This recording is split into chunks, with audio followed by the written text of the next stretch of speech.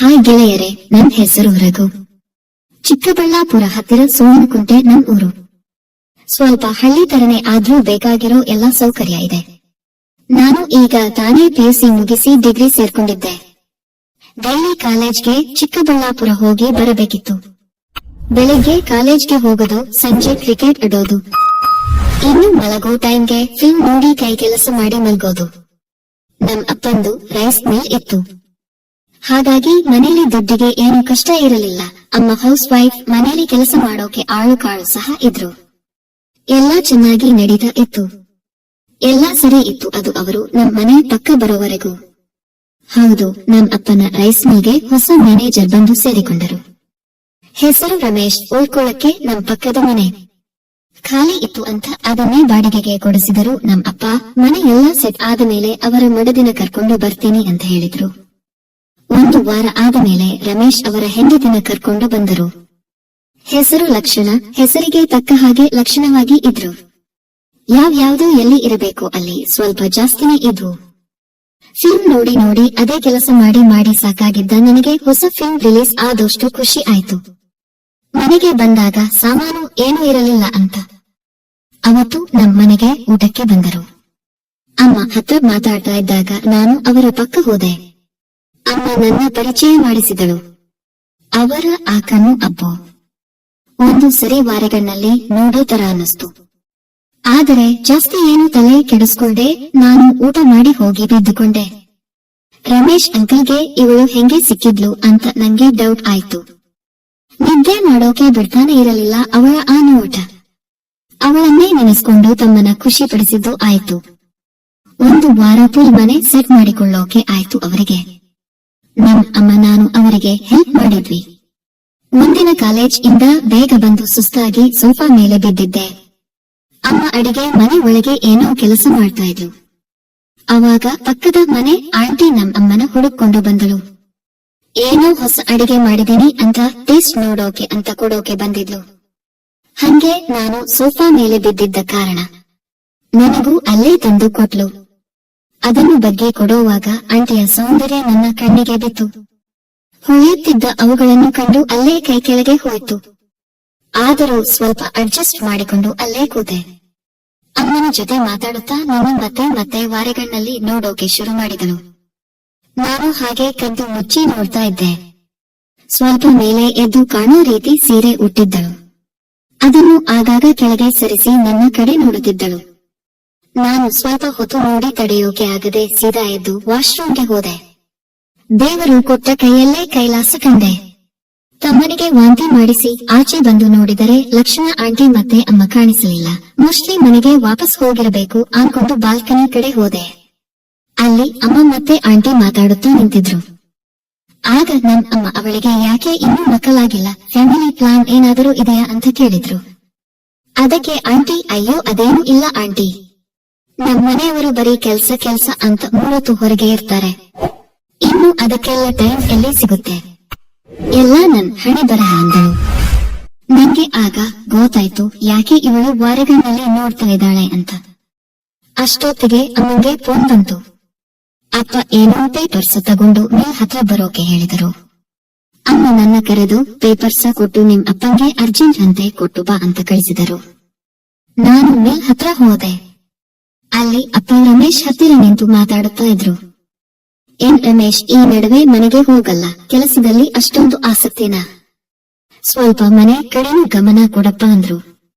ಅದಕ್ಕೆ ರಮೇಶ್ ಹಾಗೇನೂ ಇಲ್ಲ ಸಾರ್, ಮನೇಲಿ ಏನಿದೆ ಅದೇ ಹೆಂಡತಿ, ಅದೇ ಊಟ, ಅದೇ ನಿದ್ದೆ, ಎಲ್ಲ ಇದ್ದಿದ್ದೇ ಅಲ್ವಾ, ದುಡಿಯೋ ವಯಸ್ಸಲ್ಲಿ ದುಡಿಬೇಕು ಅಂದ್ರು. ಅಷ್ಟರಲ್ಲಿ ನಾನು ಒಳಗೆ ಹೋಗಿ ಅಪ್ಪನ್ಗೆ ಪೇಪರ್ಸ್ ಕೊಟ್ಟೆ. ಸರಿ ನಾನು ಮನೆಗೆ ಹೋಗ್ತೀನಿ ಅಂತ ವಾಪಸ್ ಬರೋ ಅಷ್ಟರಲ್ಲಿ ರಮೇಶ್ ನನ್ನ ಕರೆದು ರಾಘು ಮನೆ ಹತ್ರ ಹೋಗ್ತಾ ಇದೀಯಾ ಅಂದ್ರು. ನಾನು ಹೌದು ಅಂದೆ. ಹೊಸ ಮನೆಗೆ ಸ್ವಲ್ಪ ಐಟಂ ಬಂದಿದೆ, ಮನೆಗೆ ತಗೊಂಡು ಹೋಗಬೇಕು. ಗಾಡಿ ಅವರಿಗೆ ದಾರಿ ಗೊತ್ತಾಗಲ್ಲ, ನೀನು ನಮ್ಮನೆ ತೋರಿಸಿ ಹಂಗೆ ಎಲ್ಲ ಐಟಂ ಇಳಿಸಿ ಕೊಡ್ತೀಯಾ ಅಂದ್ರು. ನಾನು ಸರಿ ಅಂಕಲ್ ಅಂತ ಹೇಳಿ ಗಾಡಿ ಹತ್ತಿ ಮನೆ ಕಡೆ ಹೋದೆ. ಮನೆ ಹತ್ರ ಹೋಗಿ ಬೆಲ್ ಮಾಡಿದೆ. ಮತ್ತೆ ಅದೇ ಲಕ್ಷಣವಾದ ಅಪ್ಸರೆ ಕಣ್ಮುಂದೆ ಬಂದು ನಿಂತಳು. ಏನೋ ರಘು, ನಮ್ಮನೆ ಕಡೆ ದರ್ಶನ ಕೊಟ್ಟಿದೀಯಾ?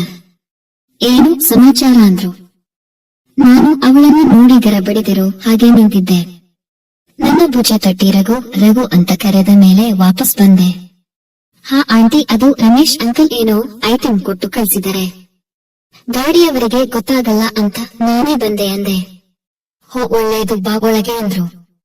ಗಾಡಿ ಅವರು ಎಲ್ಲ ಐಟಂ ಇಳಿಸಿ ಹೊರಟರು. ಆಂಟಿ ನಂಗೆ ಕಾಫಿ ಮಾಡ್ಲಾ ಅಂದ್ರು. ಬೇಡ ಆಂಟಿ, ಇವಾಗ ತಾನೇ ಆಯ್ತು. ನಾನು ಇನ್ನೊಂದು ಸರಿ ಬರ್ತೀನಿ ಅಂತ ಹೇಳಿ ಅಲ್ಲಿಂದ ಹೊರಟೆ. ಮತ್ತೆ ಬರಲೇಬೇಕು ಅಂದ್ರು. ನಂಗೆ ಅದು ಅವಾಗ ಅರ್ಥ ಆಗ್ಲಿಲ್ಲ. ಆಮೇಲೆ ನಾನು ಮನೆಗೆ ಬಂದು ಊಟ ಮಾಡಿ ನನ್ ಕೋಣೆಗೆ ಹೋದೆ. ಸ್ವಲ್ಪ ಹೊತ್ತು ಗೇಮ್ ಆಡಿ ಹಂಗೆ ಬಿದ್ದುಕೊಂಡೆ. ಮಾರನೇ ದಿನ ಅಮ್ಮ ಬಂದು ಬೇಗ ಎಬ್ಬಿಸಿದರು. ರಘು, ಏಳು ಬೇಗ, ಸ್ವಲ್ಪ ಕೆಲಸ ಇದೆ ಅಂದ್ರು. ನಾನು ಏನಮ್ಮ ಇಷ್ಟು ಹೊತ್ತಲ್ಲಿ ಅಂದೆ. ಲಕ್ಷ್ಮಣ ಆಂಟಿ ಫೋನ್ ಮಾಡಿದ್ಲು. ಏನೋ ಕೆಲಸ ಇದೆ, ರಘುನ ಕಳಿಸಿ ಅಂದಳು. ಹೋಗಿ ಏನು ಅಂತ ಕೇಳಿಕೊಂಡು ಬಾ ಅಂದ್ರು. ನಾನು ಬೇಗ ಎದ್ದು ರೆಡಿ ಆಗಿ ಫುಲ್ ಖುಷಿಯಿಂದ ಹೊರಟೆ. ಅಲ್ಲಿಗೆ ಹೋದರೆ ರಮೇಶ್ ಇನ್ನೂ ಮನೆಯೇ ಇದ್ರು.